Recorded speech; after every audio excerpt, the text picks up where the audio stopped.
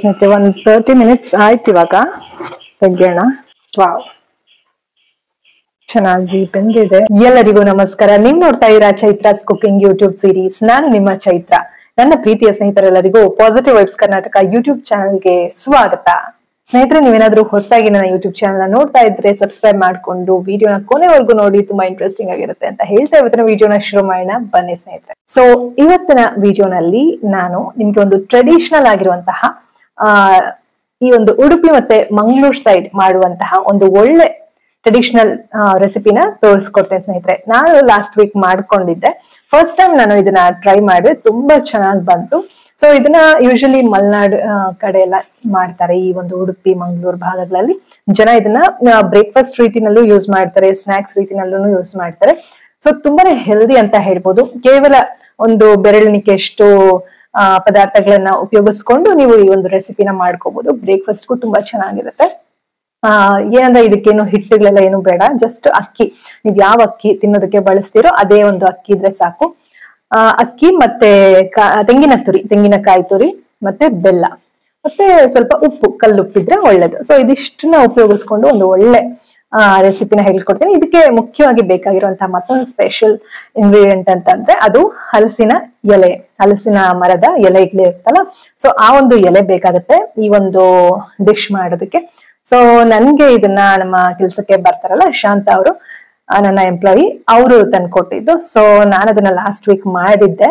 So ಅದನ್ನ ನಿಮ್ ಜೊತೆ ಕೂಡ ಶೇರ್ ಮಾಡೋಣ ಅಂತ ಅನ್ಬಿಟ್ಟು ವಿಡಿಯೋ ಮಾಡ್ಕೊಂಡಿದ್ದೆ. ಸೊ ಆ ವಿಡಿಯೋನ ನೋಡ್ತಾ ಹೋಗಿ. ಜಸ್ಟ್ ಏನು ನಾನು ವಾಯ್ಸ್ ಓವರ್ ಅದಕ್ಕೆ ಕೊಟ್ಟಿಲ್ಲ, ಜಸ್ಟ್ ಪ್ಲೇನ್ ನಾನು ಏನು ಹೇಗೆ ಮಾಡಿದ್ನೋ ಅದನ್ನ ವಿಡಿಯೋ ಮಾಡ್ಕೊಂಡಿದ್ದೆ, ಅದನ್ನ ನೋಡ್ತಾ ಹೋಗಿ. ಸೊ ಅದಕ್ಕೆ ಏನೇನ್ ಬೇಕೋ ಎಲ್ಲ ರೆಡಿ ಮಾಡ್ಕೊಂಡಾದ್ಮೇಲೆ ನಾನು ಕೆಲವೊಂದು ವಿಷಯನ ಶೇರ್ ಮಾಡಿದೀನಿ, ಅವಾಗ ವಾಯ್ಸ್ ಓವರ್ ಕೊಟ್ಟಿದ್ದೀನಿ. ಸೊ ನೀವು ಪೂರ್ತಿ ವಿಡಿಯೋ ನೋಡಿದ್ರೆ ತುಂಬಾನೇ ನಿಮ್ಗೂ ಯೂಸ್ ಆಗತ್ತೆ. ನೀವು ಕೂಡ ಮಾಡ್ಕೊಂಡು ತಿನ್ಬೋದು. ತುಂಬಾ ರುಚಿಯಾಗಿರುತ್ತೆ ಈ ಒಂದು ಹೆಲ್ದಿ ಡಿಶ್ ಅಂತ ಹೇಳ್ತಾ ವಿಡಿಯೋನ ಕಂಟಿನ್ಯೂ ಮಾಡೋಣ ಬನ್ನಿ ಸ್ನೇಹಿತರೆ.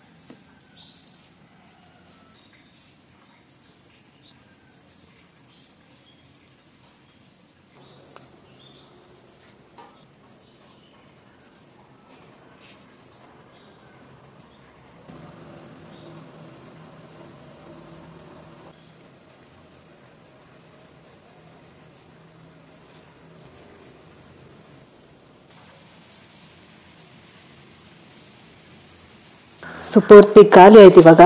ಸೊ ಫಸ್ಟ್ ಟೈಮ್ ಮಾಡಿದೆ, ಆದ್ರೂ ಕೂಡ ತುಂಬಾ ಚೆನ್ನಾಗಿ ಇಲ್ಲಿ ಮಾಡಿಟ್ಟಿದೀನಿ. ಈ ತರ ಬೆಂದ ಮೇಲೆ ಪೂರ್ತಿ ಹೇಳ್ಬೋದು ಯಾವ ತರ ಬಂದಿದೆ ಅಂತ. ಬಟ್ ಇಷ್ಟರವರೆಗೂ ಪ್ರೊಸೀಜರ್ ಎಲ್ಲವೂ ಕೂಡ ತುಂಬಾ ಚೆನ್ನಾಗಾಯ್ತು. ನಾನು ಕೂಡ ನಿಧಾನವಾಗಿ ಕೇರ್ಫುಲ್ ಆಗಿ ಎಲ್ಲ ಮಾಡಿದೆ, ಯಾಕಂದ್ರೆ ಸ್ವಲ್ಪ ಹೆಚ್ಚು ಕಮ್ಮಿ ಆದ್ರೂ ಕೂಡ ನೀಟಾಗಿ ಬರೋದಿಲ್ಲ ಇದು. ಯಾಕಂದ್ರೆ ಇದು ನಾವು ಎಲೆ ತೊಳೆಯೋದ್ರಿಂದ ಹಿಡಿದು ನಾವು ಕೋನ್ ಮಾಡ್ಕೊಳ್ಳೋದಾಗಿರ್ಬೋದು, ಹೂರ್ಣ ಮಾಡ್ಕೊಳ್ಳೋದಾಗಿರ್ಬೋದು, ಮತ್ತೆ ಇಲ್ಲಿ ಹಿಟ್ಟನ್ನ ರೆಡಿ ಮಾಡೋದಾಗಿರ್ಬೋದು, ಇದನ್ನ ಫಿಲ್ಲಿಂಗ್ ಮಾಡೋದಾಗಿರ್ಬೋದು, ಎಲ್ಲವೂ ಕೂಡ ತುಂಬಾ ಚೆನ್ನಾಗಿ ಬಂದಿದೆ.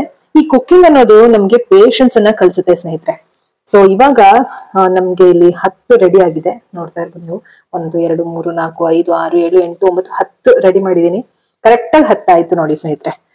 ಇದನ್ನ ಮತ್ತೆ ಏನಕ್ಕಾದ್ರೂ ಉಪಯೋಗಿಸ್ತೀನಿ ಹೂರ್ಣನ. ಸೊ ಇವಾಗ ಇದನ್ನ ನೀಟಾಗಿ ನಾವು ಒಂದೊಂದಾಗಿ ಇದರಲ್ಲಿ ಇಡ್ತಾ ಬರೋಣ. ಈಗ ಒಂದೊಂದಾಗಿ ನಾವು ಹಬೆನಲ್ಲಿ ಬೇಯಿಸ್ಬೇಕಾಗತ್ತೆ. ಇಡ್ಲಿ ಪಾತ್ರೆನ ಈ ತರ ಇಟ್ಕೊಂಡಿದ್ದೀನಿ. ವಾವ್, ಕರೆಕ್ಟಾಗಿ ನೋಡಿ ಸೌಂಡ್ ಬರ್ಬೇಕು ಈ ಥರ. ಅದು ಬಿಸಿ ಆಗಬೇಕು ನೀರು. ಅದನ್ನು ಆಮೇಲೆ ನೀಟಾಗಿ ಆ್ಯಕ್ಚುಲಿ ಏನು ಗೊತ್ತಾ, ಇದನ್ನು ಕಟ್ ಮಾಡ್ತಾರೆ ಎಲ್ಲರೂ, ಬಟ್ ನಾನು ಕಟ್ ಮಾಡಲ್ಲ. ಅಂದರೆ ಆ್ಯಕ್ಚುಲಿ ಇದು ನಾನು ಕಲ್ತಿದ್ದೇನೆ ಯೂಟ್ಯೂಬ್ ನೋಡಿಕೊಂಡು. ಸೊ ಒಬ್ರು ಕಟ್ ಮಾಡಿದ್ರು, ಬಟ್ ಇರಿ. ಎಸ್ ಸ್ನೇಹಿತರೆ, ಇವಾಗ ಇದನ್ನ ಕಟ್ ಮಾಡ್ಕೊಂಡೆ. ಯಾಕೆ ಕಟ್ ಮಾಡ್ಬೇಕು ಅಂತ ನನಗೆ ಈಗ ಗೊತ್ತಾಗ್ತಾ ಇದೆ. ಸೊ ಇಡೋದಕ್ಕಾಗಲ್ಲ ಇಲ್ಲ ಅಂದ್ರೆ. ಈಗ ನೋಡಿ ನೀಟಾಗಿ ಇಡ್ಬೋದು, ಬೇಗ ಕಟ್ ಮಾಡಿದೆ ಎಲ್ಲ. ಸೊ ಇಷ್ಟು ನಿಂತಿದೆ ಸದ್ಯ ದೇವ್ರ ದಯದಿಂದ. ಸ್ವಲ್ಪ ಮೀಡಿಯಂ ಫ್ಲೇಮ್ ಅಲ್ಲಿ ಇಡೋಣ. ಫೈನಲಿ ಈ ತರ ಜೋಡಿಸಿದೀನಿ. ನೋಡೋಣ ಬೆಂದ ಮೇಲೆ ಯಾವ ತರ ಆಗುತ್ತೆ ಅಂತ. ಓಕೆನಾ ಸ್ನೇಹಿತರೆ, ಇದನ್ನ ಹೀಗೆ ತಿಂದ್ರು ತುಂಬಾ ಚೆನ್ನಾಗಿರುತ್ತೆ. ತಿನ್ ನೋಡಿ, ಇದೆಲ್ಲ ಇದ್ರದ್ದು ಕಡ್ಡಿ ಏನಾಗಲ್ಲ. ಅದು ತಿಂದ್ರು ಫೈಬರ್. ಸೊ ತುಂಬಾ ಚೆನ್ನಾಗಿರುತ್ತೆ. ಸ್ನೇಹಿತರೆ, ಒಂದು 30 ಮಿನಿಟ್ಸ್ ಆಯ್ತು. ಇವಾಗ ತೆಗೆಯೋಣ. ವಾವ್, ಚೆನ್ನಾಗಿ ಬೆಂದಿದೆ ನೋಡಿ. ಇಲ್ಲಿ ಬಿಟ್ಕೋತಾ ಇದೆ, ಅದು ಎಲೆಯಿಂದ ಬಿಟ್ಕೊಳ್ಬೇಕು. ಇನ್ನೊಂದು 5 ನಿಮಿಷ ಬಿಡ್ತೀನಿ. ಸೊ ಫೈನಲಿ ಆಫ್ಟರ್ 35 ಮಿನಿಟ್ಸ್ ನಮ್ಮ ಈ ಒಂದು ಟ್ರೆಡಿಷನಲ್ ಫುಡ್ ರೆಡಿ ಆಗಿದೆ.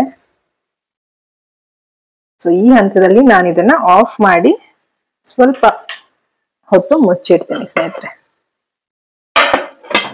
ಸ್ನೇಹಿತರೆ, ಒಂದು 5 ಮಿನಿಟ್ಸ್ ಆದ್ಮೇಲೆ ಇನ್ನು ಚೆನ್ನಾಗಿ ಕುಕ್ ಆಗಿದೆ ಈಗ.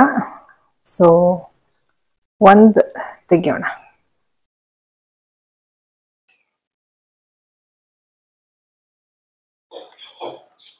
ವಾ, ಫೈನಲಿ ಈ ತರ ಬಂದಿದೆ. ಈಗ ಇದನ್ನ ಕಟ್ ಮಾಡಿ ನೋಡುವ ಹೇಗೆ ಬೆಂದಿದೆ ಅಂತ ಹೇಳಿ. ವಾವ್, ತುಂಬಾ ಚೆನ್ನಾಗಿ ಬೆಂದಿದೆ. ನೋಡ್ಬೋದು, ಸೂಪರ್ ಆಗಿರುತ್ತೆ ಇವಾಗ.